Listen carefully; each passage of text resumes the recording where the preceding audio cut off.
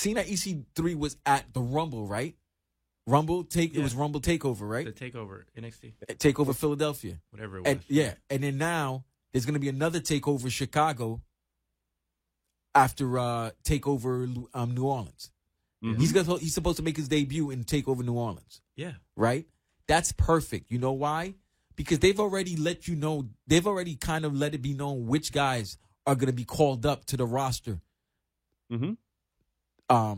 Alcide, AOP, Ember Moon. That means a lot of the talent that they've had, that they've kept for a while. Because I thought AOP should have been in a while, but they're moving up. So that means EC3. They're coming in. They coming in, and they could be the new faces. They're the new talent. That's why I think Impact needs to get some of the great people in the indie scene, before WWE. Like Keith Lee. Keith Lee is already. He's already. But if Keith Lee was signed to Impact, I guarantee you, he's that good with a great personality that people would draw to Keith Lee. Now I have a question. We saw EC3 there, and they touted EC3. Yes! They made him seem like he is one of the biggest things to sign with Impact since sliced bread, or with WWE and NXT since sliced bread. Do they bring him in New Orleans, and he's the guy that runs Almas to Monday nights or Tuesday nights?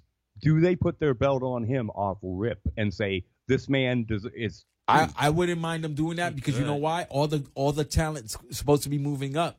So if he's gonna be the guy, if he's going to be the guy, Almas has definitely got to move up, right? He is. They already said it. After he had a great showing in Takeover, that whole Philadelphia weekend was it. Yeah, he had a great. I mean, he was great. He lasted 20 minutes. He went to the Rumble. He lasted 20 minutes in the Rumble. Over 20 minutes in the Rumble. Yeah. Him and Gargano would put on some great matches. And him and Gargano put on one of the best matches of the year. Almost so this is basically a new class coming in. That's what I'm saying, though. Yeah. But it's a new class that's known. Mm-hmm. Good. So going back to what you're saying, you see that Impact has talent, nurture the talent, and is able to do things. It's just that they don't have the financial backings to keep them. You know what I'm saying? But think of Bobby Roode. Bobby Roode's been in this business for 20 years, right? We all know Bobby Roode. But now Bobby Roode is kind of big now because he's in WWE. But that's because that's the fringe fans and the WWE fans are knowing him. Yeah. But guys like us already knew him. So what all WWE did was really, they didn't go to the indie scene. All they did was get established talent and just say, all right, we're going to give you the WWE push where your name is going to be a little bit more known. And that's what happened. Same thing with Eric Young. Eric Young's been with NXT almost 2-3 years now. Yeah. It's been a minute. It's been a minute. So he's going to be moving up soon. And hell, if EY and Sanity made the War Games match in November as great as it was. Well, and so did it was the guys that weren't NXT guys that made that was it. Yeah. Well, what's that crew? Undisputed. Yeah. Undisputed. Come on. That's But what's the leader's name? What's his name? He had a great match. He had the great hardcore match with oh my God, my head is Who of Undisputed? Yeah. Oh Jesus, I can't believe Adam Cole.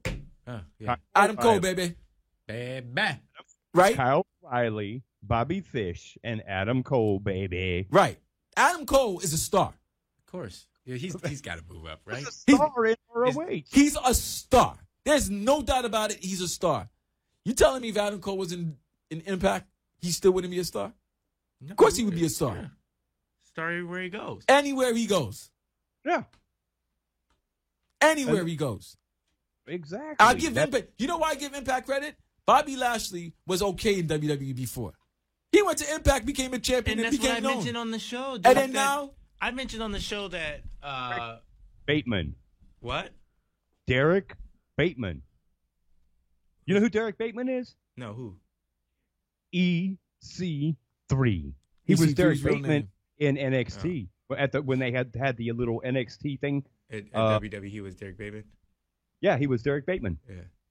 Yeah, he was, who was his, I'm trying to think of who his mentor was during that.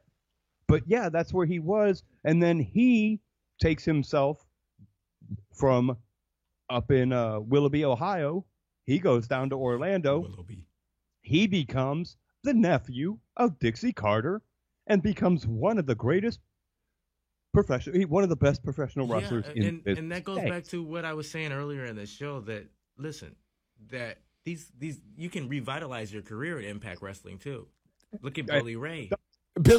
Billy Ray became Bubba Ray. Fat ass Matt Hardy. Matt and Jeff. Yeah. Nobody wanted to touch Jeff. Everybody thought Jeff was on something.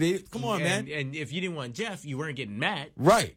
Matt's a great example. Matt came with Jeff. Okay, Matt was like, whatever. Because Jeff, if you look at it, Jeff's career. Jeff was the Bret Hart. And Matt was Jim. Was Marty Jannetty. No, Jeff was Sean and that's what I said. No, you said Marty. No, you said Bret Hart. Bret Hart. I meant Shawn Michaels. Jeff was Sean and Matt was and Marty. Yeah. And then what happened? Matt finally flipped because Jeff was too much. Nobody knew if Jeff was, on things or not. Jeff had that horrible match with Sting. Horrible. That's an understatement. I'm being kind. But the fact of the matter is, guys known established guys who might have been thinking that they were at the short end of the career, went to Impact, resurrected their career, and now is back in WWE making money. Yeah, $650,000 a year. Bully went to WWE, got into Hall of Fame, ROH now. Now he's on a radio show. Just revitalized his whole career. And he got Devon in the Hall of Fame. Devon's in the Hall of Fame now. Yeah. Here's an interesting note. Matt Hardy, the deal he got, because I'm looking at the figures right now, was $650,000, 2.5% in merch, and it was a 1-year deal. So at Mania, it ends. Does this mean that Hardy? I don't think they re-signed. I think they are. I think they are because they're gonna break them up. They're not gonna be tag teams anymore because I think they still have some matches they want to have Jeff. Okay, but it's not gonna be a lucrative. I think I think they're gonna keep it because listen, it's no way they are because one thing for certain, the Hardys are gonna be in the Hall of Fame, of course. So therefore, I think. And they've even mentioned in themselves, I don't think they're going to go back to Impact. No, they don't want them. I doubt Impact. They're not going to go back to Impact. They burnt that bridge. They're not going to go to Impact, and I don't think they're going to do indie scenes. They can do ROH. Maybe, but I don't think. Listen, I think the fact that they're back and the fans receive them well, I think they're going to stay there. I think they're going to stay in WWE. I don't see it. I think so. I think they're going to stay in WWE. And if you're going to leave, you're going to leave after WrestleMania because you still want that WrestleMania check. Yeah, and Vlad, do you think, because there is upside potential to Matt Hardy being around for another year, and one of the upsides is that the feud between Bray Wyatt and him. We still got another feud for Matt. We still got Insanity. Yeah, and I think that Sanity feud occurs with him and Bray Wyatt as a tag team combo. Listen, I would love a War Games where you have Sanity versus the Wyatts versus the Hardys. Well, no, because I think I'm going to be honest. I know, and I think you're right. I think more and more they might push them together. The Wyatt and Hardy combo of Matt and Bray as some sort of psychotic, demonic, crazy out there duo because the person. I see that. Well, and the other thing is they might need, and Bray might need it. Jeff comes back. No, Bray might need. I think no. Wyatt, listen, Boobs. I think when Jeff comes back, Jeff is going as a single wrestler. I think there's matches they want Jeff to have against Finn, against Seth, AJ, against AJ. I think they want certain matches. Sting. No. Nah, I'm joking. But it's certain individual matches, one-on-one matches that they want Jeff to have. And I think there's money in Jeff Hardy as a singles competitor in WWE to this day. Yes. I think that he's got a lot left in his tank. I think that when Matt is gone, and I think time left. And I think if Matt leaves, I think Matt's going to be in the back helping develop talent with storylines and their gimmicks. Yeah, because if there's somebody that could go down there to the 205 Live product and help out a lot, it would be Jeff Hardy. He has that aerial style about him. Him and his brother Jeff and Matt have made a career out of being high flyers and doing things that no one expected anyone to be able to do in a ring. They are the Hardys, Edge and Christian ladder matches. Okay, they developed, and I'm going to give the Dudleys credit too, because the Dudleys were a part of that during that era. They were a part of that scene where they brought something different to the product. We have a lot of upside potential in both Hardys. Matt, if they pair him with Bray, then they can revitalize Bray Wyatt. Okay, because I don't see them changing Bray's character, but maybe we end up getting a woken Bray Wyatt.